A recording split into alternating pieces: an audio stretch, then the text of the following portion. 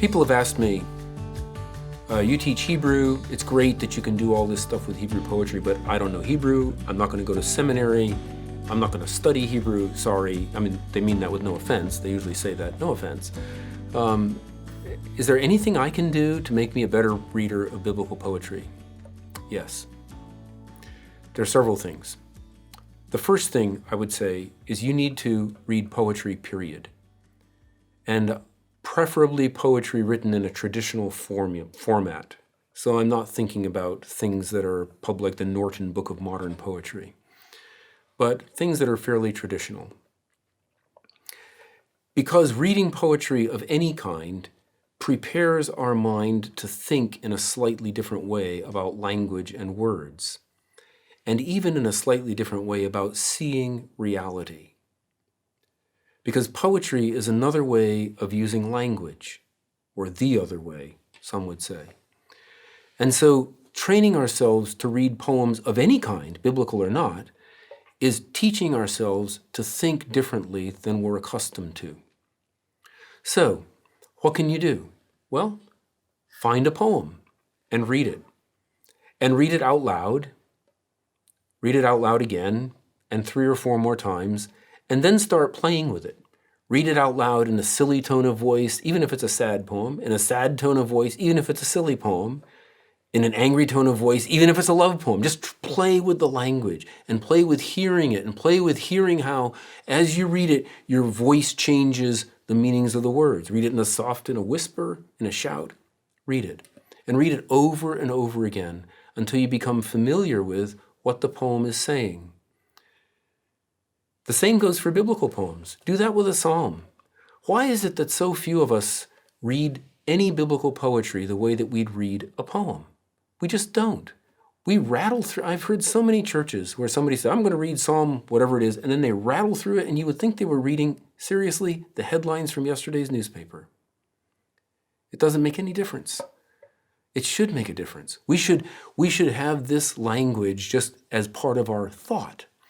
And so we read English poems by anybody. Emily Dickinson, Robert Frost, just 2 of my favorites, that's all. No pressure. William Shakespeare, whoever, it doesn't really matter.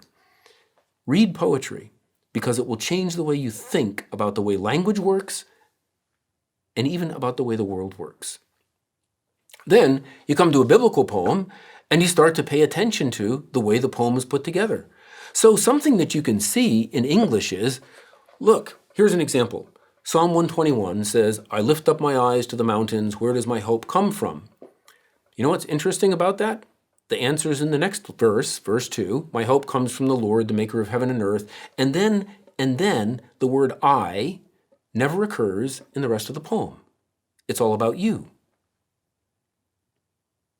The Lord is the one who watches you. The Lord is the one who keeps you. It's all you. Why is that? That's the question to ask. What changed here?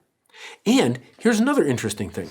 He uses the word help and helper or helper twice in those first 2 verses.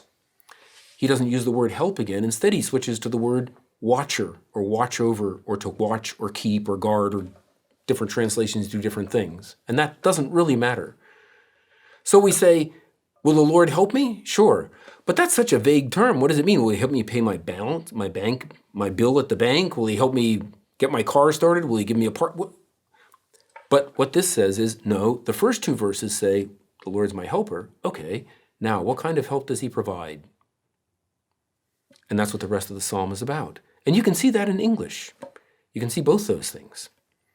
You can even see things occasionally, like where the psalmist or the poet, whether it's a psalm or a proverb or anywhere else, leaves out a word. Psalm 1 verse 5, for example, will probably in most translations say something like this. And the wicked don't stand up in the judgment, nor sinners in the congregation of the righteous. There's no verb in the second line. You have to put in a verb. That's because the verb is missing in Hebrew. So the question is, why did he leave the verb out? Did he expect me to supply the same verb that was in the preceding line? Well, sure. Why not? And you probably did it automatically. You didn't even know you did it. But asking the question, noticing what's there, and in that case, noticing what's not there, there's no verb, helps us read and pay more attention. And really, in the long run, There's no substitute for just spending lots of time with it. You know, I've been teaching poetry, English poetry, as well as Hebrew poetry for a while, years. And one of the things that I've discovered is that many of my favorite poems are poems that I didn't understand the first time I read them. And then I started reading them again and again and again. There are poems that I've read for 2 or 3 years before I felt like I understood them. And that's something we need to think about when we read scripture and read biblical poems. It takes time. It takes thought. It takes great patience with ourselves. And we have to say to ourselves, we have to say this, if the infinite, eternal God, the creator, sustainer of the universe, put this down so that I could read it, does it matter, does it really matter if it takes me 5 years to understand it? What's 5 years in light of eternity? I read it, I pay attention, I try reading it out loud, I read it in different ways, I look for what's there, what isn't there, I ask myself, why did this change? What's going on here? What's he doing? What's he saying? And then I remind myself that the goal isn't just to come up with some abstract theological statement as a summation of the poem. That's actually illegitimate. There's even a famous essay by Cleanth Brooks called The Illegitimacy of Paraphrase. He says it's illegitimate to say, what does this poem mean, and then put it in a sentence. If the poet wanted to write a sentence, he would have written a sentence, not a poem. So instead, I'm trying to understand this poem as it was meant to be read. And then you can do that in English. Now, are there things that you won't see because you're not reading it in Hebrew? Of course there are. Of course there are. There's no way to do that. But the same thing would be true if you're reading Beowulf, which is written in Anglo-Saxon, and you're reading a modern translation. There are things in Anglo-Saxon that you're not going to see in the English in your modern translation. They're just not there. There's no way to translate them. There's no way to bring those things across from one language to another. But there are beauties to be seen. And the beauties are the beauties of content. Those are the things we focus on, what the words mean and what they say to us, okay. But there are also beauties in the way that the poem is put together. Think of this example. You're a poet. I know maybe you're not, but that's okay. You're a poet, and you think, I want to write a sonnet. Do you know what you just did? You condemned yourself. You condemned yourself to saying in 140 syllables, arranged into sets of iambs that are 10 syllables long, that is da-da, da-da, da-da, right? Set in a particular rhyme scheme so that the last syllable, the 10th in each of those set of 10, follows a particular pattern, and that's organized into patterns of logic, 4, 4, 4, 2, or 8 and 6. So you present a problem, and then you answer the question. That's what you've condemned yourself to. And the person who reads it needs to say, not just, wow, this says something profound. Needs also to say, this says something profoundly.